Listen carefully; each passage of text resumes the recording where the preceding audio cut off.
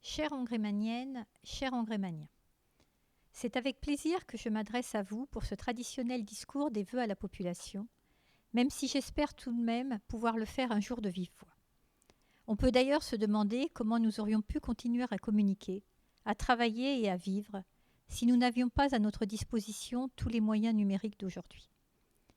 Ce qui est certain, c'est que nous avons tous fait un saut dans le monde du digital et votre municipalité aussi. Jusqu'en novembre dernier, nous avions pensé pouvoir organiser des vœux en présentiel, mais un certain Omicron en a décidé autrement. Je vous épargnerai donc de m'entendre m'appesantir sur tous les épisodes de confinement, de couvre-feu, sur les contraintes sanitaires, restrictions et autres tests, PCR, antigéniques, passe sanitaire ou vaccinal. Je parlerai néanmoins de la vaccination, en vous annonçant que ce samedi 15 janvier, nous accueillerons un centre éphémère de vaccination à Magny-le-Hongre, dans notre salle des fêtes. Il sera ouvert à toutes les personnes de plus de 12 ans pour leur première ou seconde dose, ainsi qu'aux plus de 18 ans pour le rappel. Je souhaite également informer les parents d'élèves que nous venons d'ouvrir un centre de dépistage antigénique avec des infirmières volontaires dans notre salle des fêtes. Dorénavant, lorsqu'un cas positif sera avéré dans une classe, le directeur d'école vous indiquera, en même temps que le statut de cas contact de votre enfant, la démarche à suivre. Dans ce contexte sanitaire très tendu, je voudrais une nouvelle fois saluer le travail et l'investissement des professionnels de santé. Et je remercie tout particulièrement les médecins, les infirmières et infirmiers de la commune, notre pharmacienne, qui font leurs meilleurs efforts et répondent présents lorsque nous les sollicitons pour organiser des opérations de dépistage ou de vaccination, comme nous l'avons fait à maintes reprises en 2021 et continuerons de le faire en 2022. Un grand merci à vous et à tous nos agents municipaux qui assurent les aspects administratifs, techniques et logistiques. Ce discours des vœux est le moment de faire un bilan de l'année écoulée et de se projeter sur celle à venir. Même si l'année 2021 n'a pas été épargnée par la Covid, de nombreux événements et animations ont néanmoins pu se tenir. Je pense en particulier au marché de Noël en extérieur, à la première édition de la journée Sport Nature Bien-être qui s'est tenue en juillet, également à la première édition de la Fête de la Science au mois de septembre dernier, à l'édition 2021 de la Hongrémanienne en octobre et à notre participation au Téléthon en décembre dernier. Au niveau culturel, et malgré un premier trimestre dénué de spectacles, ce sont toutefois 12 événements qui ont pu se tenir sur l'année 2021. Je remercie ainsi Laurent, mon adjoint à la culture, pour l'organisation de nombreuses pièces de théâtre, mais aussi pour le succès du week-end d'Halloween, le feu d'artifice du 14 juillet, ou encore les journées du patrimoine avec l'exposition Magny-Histoire. Je voudrais aussi mettre en avant nos terrasses musicales, qui de juin à août sont souvent devenues pour beaucoup d'entre nous le lieu de retrouvailles conviviales entre amis et voisins les vendredis et samedis à l'heure de l'apéritif. Je peux d'ailleurs vous confirmer que nous réitérerons l'opération en 2022, mais en l'organisant sur la place de l'église, avec une petite estrade pour les musiciens et des barnums pour le public. L'an passé, nous avons dû agir rapidement dès que les terrasses ont été rouvertes afin de soutenir nos commerçants, mais cette année, nous avons pris les devants et anticipons déjà ces moments de convivialité tant attendus et accessibles à tous. Magny est une ville qui bouge et je tiens à remercier tous les acteurs qui participent à cette dynamique. Je pense notamment à Claude, Suzanne, Laurent, mes adjoints et conseillers en charge de la vie associative, de la culture et des festivités, mais aussi tous les bénévoles qui donnent de leur temps pour animer notre commune. Je pense ainsi au comité des fêtes qui a repris son activité sous la houlette de son président Laurent, aidé d'Adrien, Rémi et de nouveaux membres. Le comité des fêtes s'occupe aujourd'hui de l'organisation de plusieurs événements, dont les vides-greniers de printemps et d'automne et la soirée du Beaujolais.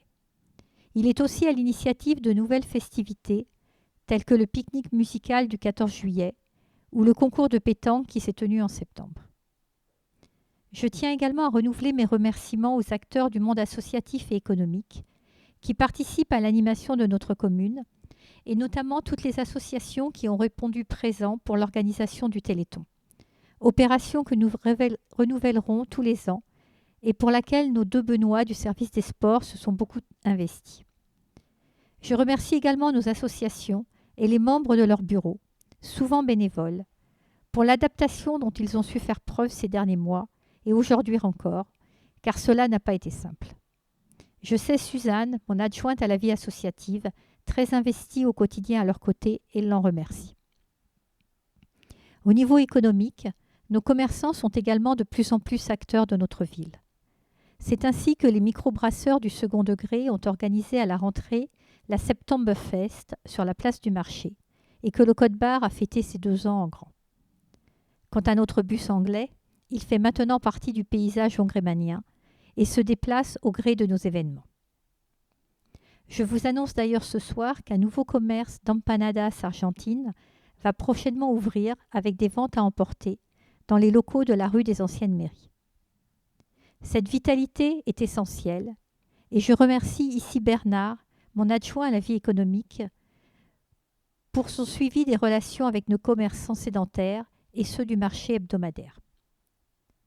En 2021, nous avons poursuivi l'entretien de notre cadre de vie.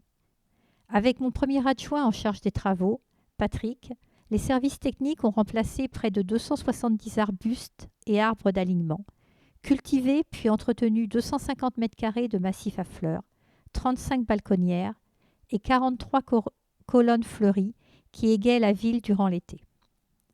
La commune a ainsi conservé sa 3e fleur au concours des villes et villages fleuris. Au-delà des fleurs, ce sont 22 hectares de surface gazonnée, 35 km de haies, 3 hectares de massifs arbustifs et rosiers, 2500 arbres d'alignement qui sont entretenus par la ville et son prestataire. Je remercie pour ce travail ainsi que pour l'entretien de nos 26 bâtiments et 28 km de voirie, nos agents des services techniques, sous la houlette de leur directeur Hervé Savary. Je voudrais aussi m'adresser tout particulièrement à nos électriciens qui entretiennent nos 2000 points lumineux, ont remplacé les lanternes classiques par des lanternes LED, ont sécurisé 13 traversées piétonnes par la mise en place d'un éclairage renforcé spécifique. Ils sont aussi à l'origine de la pose des motifs et décorations de Noël en entrée de ville, dans le centre-bourg et sur les bâtiments municipaux. C'est donc un grand merci que j'adresse à nos agents de terrain et à leur responsable, Francis Boucher, pour leur travail et leur réactivité au quotidien. Ces remplacements de lanternes sont aussi la possibilité de passer à un système intelligent de gestion avec la réduction de l'intensité de l'éclairage selon les voies et les heures qui permettent la diminution de la pollution lumineuse et bien évidemment la réduction de nos factures. L'intelligence du monde du numérique, c'est aussi la mise en place de l'application Imagina en juin dernier, sous l'égide de Pascal, conseiller municipal en charge des nouvelles technologies, qui a aussi œuvré pour équiper la ville d'un banc connecté et nous fait progressivement évoluer dans l'usage de nos outils et moyens de communication. En redescendant du cloud sur la terre ferme, je vous confirme que la ville poursuit ses actions visant à protéger notre environnement, avec François, conseiller municipal en charge du développement durable. Nous avons ainsi mis en place un chalet et un récupérateur d'eau pluviale dans un de nos groupes scolaires, acquis des tables de tri pour 2 écoles, et nous travaillons actuellement selon le décret tertiaire avec des objectifs de réduction de consommation énergétique. Toutes ces actions doivent s'adresser à tous les hongrémaniens, et c'est bien là le rôle de François Curichet, conseiller municipal en charge du handicap. La commune est sensible à l'accessibilité et a ainsi procédé en 2021 à l'abaissement de traversées piétonnes dans plusieurs rues. Nous avons également remplacé des arbres dont le système racinaire empêchait le passage des fauteuils roulants, notamment rue du Moulin à Vent. Au niveau de l'ancien cimetière, un accès a été réalisé pour permettre l'accès des PMR avec une ouverture dans le mur, la création d'un cheminement et la pose d'un portillon. De nombreux autres sujets sont à l'étude et vont être repris dans leur suivi par la toute nouvelle commission accessibilité, composée d'élus et d'habitants que nous venons de mettre en place et que François va animer dès ce début d'année. Ici aussi, je remercie les habitants qui ont accepté de s'investir pour continuer à améliorer notre qualité de vie pour tous.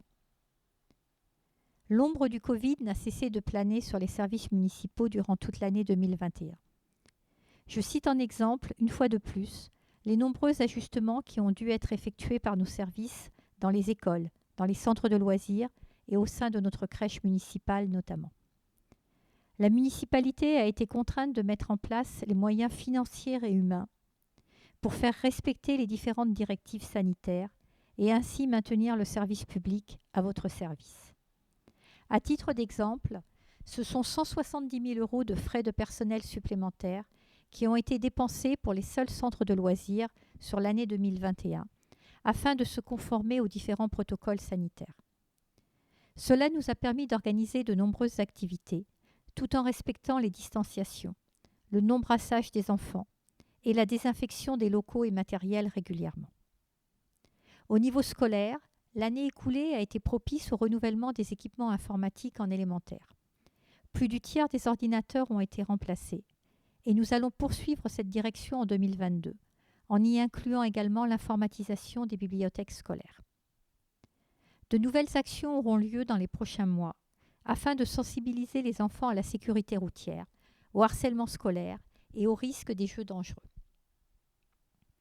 Sur les temps périscolaires, nous avons maintenu la présence de nos animateurs anglophones qui ne s'adressent qu'en anglais aux enfants sur les temps de cantine ou lors d'activités. De beaux projets ont été menés dans les centres, comme celui autour de l'inclusion et du handicap, en collaboration avec Filset et Passerelle, l'organisation de la fête de la science, et bien sûr toutes les activités et réalisations des enfants pour la collecte de denrées alimentaires au profit des Restos du Cœur. Je tiens d'ailleurs ici à remercier chaleureusement tous nos animateurs qui se sont investis sur leur temps personnel pour cette belle opération. Plus récemment, nous avons réalisé un gros travail afin de répondre à la demande des parents pour la mise en place d'études dirigées, qui sont aujourd'hui effectives depuis le début de ce mois. Pour 2022, de nombreux projets autour d'activités en anglais, de tri des déchets et de lutte contre les gaspillages alimentaires sont en gestation dans les centres de loisirs. Je souhaite féliciter tous les agents communaux pour le travail effectué. Cela n'a pas été facile car les missions de nos animateurs, de nos ASEM, de nos personnels de restauration, de nos gardiens ont souvent évolué et il a fallu s'adapter en permanence. Je tiens à remercier Marina, mon adjointe aux affaires scolaires et périscolaires, qui gère tous ces aspects d'une main de maître au quotidien et avec qui j'échange presque aussi tardivement que nos députés ne débattent du pass vaccinal actuellement. Pass vaccinal, vaccinodrome, test antigénique et d'autres mots encore étrangers de notre langage il y a quelques années qui sont devenus malheureusement communs en 2021. Et j'ai bien peur qu'ils soient encore là pour un certain temps. Une anecdote me vient d'ailleurs en tête et illustre parfaitement ce que nous vivons. Lorsque je me suis rendue à la crèche, il y a quelques semaines avec mon élue à la petite enfance, Alexandra Bellini, les auxiliaires de puériculture me confiaient combien il était difficile pour elles de travailler avec leur masque sans que les bébés puissent voir les expressions de leur visage. Et nous savons bien que cela est très important pour leur développement, alors qu'ils ne sont parfois âgés que de quelques mois. Dans tous les cas, l'année 2022 sera synonyme de départ, car elle marquera pour Magny le véritable commencement des gros projets d'investissement de notre mandat. En tout premier lieu, les travaux du centre-bourg, avec en point d'orgue la réhabilitation de la ferme du Pré, ainsi que son extension, afin d'y accueillir de nouveaux commerces. Nous allons également aménager la cour et le jardin, afin de créer une véritable centralité de quartier, et nous piétonniserons une partie des rues de l'Église et de l'Épinette, ainsi que la cour de Filset. Les études sont aujourd'hui en cours d'achèvement, et les travaux devraient débuter cette année. Ils permettront de créer un véritable cœur de ville, convivial, attractif et dynamique. Ensuite, le pôle médical, sur lequel je travaille personnellement depuis 2019 et qui va connaître un coup d'accélérateur dans les prochains mois, grâce au travail que nous menons conjointement avec notre aménageur partenaire EPA France. Plusieurs professionnels de santé nous ont confirmé leur souhait d'intégrer ce futur équipement que nous espérons voir sortir de terre fin 2025. En 3, notre projet de complexe de sport de raquettes, prévu au nord de la commune, que nous avons dimensionné et sur lequel nous travaillons avec Val d'Europe Agglomération pour qu'il soit un beau projet d'intérêt communautaire. Nous étudierons bien évidemment toutes les pistes pouvant nous faire bénéficier de subventions afin de financer une partie de ces projets, et je sais que Gisèle, mon adjointe aux finances, y veille. En 2021, ce sont plus de 123 000 € de subventions qui ont été reçues, notamment de la part de la région Île-de-France, pour l'acquisition du véhicule électrique de la police municipale, la mise en place d'éclairages LED et détecteurs de présence dans plusieurs groupes scolaires, l'acquisition d'une borne cyclable connectée, l'installation de poubelles de tri sur le domaine public, de tables de tri et de bacs à déchets dans les réfectoires scolaires, l'acquisition de vélos électriques à l'usage du personnel communal. Nous avons aussi obtenu une subvention de plus de 76 000 € de la part de la CAF afin de former notre personnel à l'accueil d'enfants en situation de handicap. Plus récemment, nous avons obtenu le classement au titre du patrimoine régional de notre lavoir Sainte-Geneviève. Ce label nous permettra de prétendre à des fonds régionaux pour nos travaux de rénovation et de réhabilitation. C'est une excellente nouvelle pour nos finances municipales et j'en profite pour vous indiquer que le budget 2022 sera présenté en conseil municipal lors du débat d'orientation budgétaire le 24 janvier prochain. Vous pourrez également le suivre en direct sur notre page Facebook, comme nous le faisons depuis que nous sommes élus. Autre moment fort à venir de l'année 2022 pour notre territoire, les 30 ans du parc Disneyland Paris. En effet, à partir du 6 mars, Disneyland débutera les célébrations de son 30e anniversaire, l'occasion de mettre en avant son histoire enchanteresse et l'avenir qui, nous l'espérons tous, sera prometteur pour notre territoire du Val d'Europe. Après 3 décennies de rêves et de magie, nous ne pouvons que nous féliciter de la présence et de l'influence de Disney sur notre territoire, premier employeur de la commune, et grâce auquel notre petit village a entamé sa transformation il y a 30 ans, passant de 330 habitants au début des années 90 à 9 257 aujourd'hui, selon les derniers chiffres fournis par l'INSEE au 1er janvier 2022. À ce titre, l'été 2022 verra les premières livraisons de la dernière ZAC de Magny-le-Hongre en cours d'aménagement, avec la mise à l'habitation de 59 et 55 logements des programmes de Mathieu Barre et Bouygues, respectivement. Et je sais qu'Alexandre, conseiller municipal délégué au transport et vice-président du syndicat intercommunal d'études des mobilités urbaines de Marne-la-Vallée, suit les réflexions inhérentes à la desserte en transport public de ce futur quartier avec attention, tout comme le développement des modes de mobilité douce sur la commune ou la pose d'abribus définitifs le long de la ligne 35. Magny-le-Hongre continue donc d'être une ville attractive, d'attirer de nouveaux habitants, de nouveaux commerçants, de nouveaux professionnels de santé et toujours plusieurs milliers de touristes, car il faut le rappeler, notre ville est une commune à fort potentiel touristique, comptant sur son territoire 6 établissements hôteliers, soit un peu plus de 2130 lits. Tout ceci n'est évidemment pas sans conséquence et l'accroissement démographique de notre commune entraîne une évolution des incivilités qu'il nous faut contrôler. C'est la mission première de notre police municipale en partenariat avec la police nationale. Dans cette optique, le recrutement de 2 agents supplémentaires sera effectif d'ici quelques semaines, portant à 10 le nombre d'agents composant notre police. Magny-le-Hongre sera alors dans la moyenne nationale, avec un policier municipal pour 1000 habitants. Cela ne nous empêche pas de porter plus loin nos ambitions en termes de sécurité, en cherchant à augmenter les amplitudes horaires de nos agents, notamment pour garantir une présence jusque tard le soir à certaines périodes de l'année. Il faudra pour cela davantage d'agents, tout en continuant à maîtriser notre budget. Équation compliquée s'il en est, mais nous avons déjà bien souvent pu étendre les rondes et interventions de nos policiers, et nous continuerons à le faire.